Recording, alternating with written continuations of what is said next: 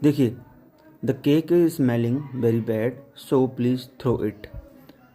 अब इसमें हमें ये पता होता है कि जो भी स्टेटिव वर्ब होती हैं उनकी आईएनजी फॉर्म नहीं होती, तो यहाँ होना चाहिए द केक स्मेल, यहाँ स्मेल्स हो जाना चाहिए।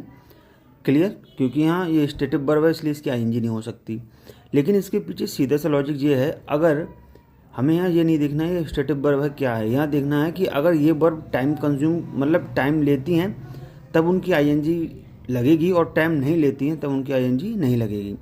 अब यहाँ the cake is smelling very bad, अब जो केक है वो स्मेल कर रहा है तो जाहिर सी बात है उसमें कोई ज़्यादा टाइम तो नहीं है कंज्यूम हो रहा है, वही स्मेल आ रही है, हमें बहुत जल्दी उसकी स्मेल लग गई तो इसमें कोई टाइम तो लगा नहीं, तो इसलिए यहाँ आ जाएगा स्मेल्स।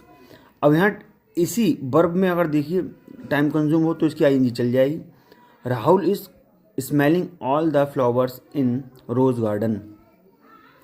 अब राहुल यहाँ गार्डन में हर फ्लावर को क्या कर रहा है, स्मेल कर रहा है, तो स्मेल करने में यहाँ टाइम कंज्यूम हो रहा है, तब यहाँ आईएनजी फॉर्म सही है, ये वाक्य हो जाएगा नो एरर।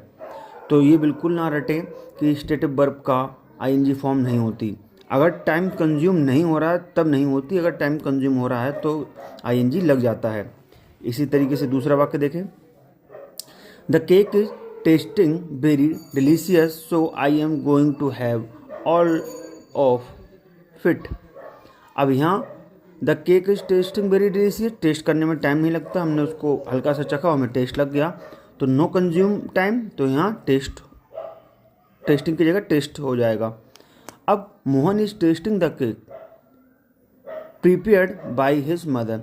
अब वो उस केक को टेस्ट कर रहा है जो उसकी माँ के द्वारा बनाया जा रहा है, तो जाहिर सी बात है उसको टेस्ट करने में टाइम कंज्यूम होगा, क्योंकि हम उसको बना रहे हैं तो बार बार उसको टेस्ट कर रहे हैं तो उसमें टाइम लग रहा है, तो यहाँ पे टेस्ट में आईएनजी चल जाएगी, तो यहाँ स्टेटिव वर्ब होने पर भी उसमें आईएनजी लग गई।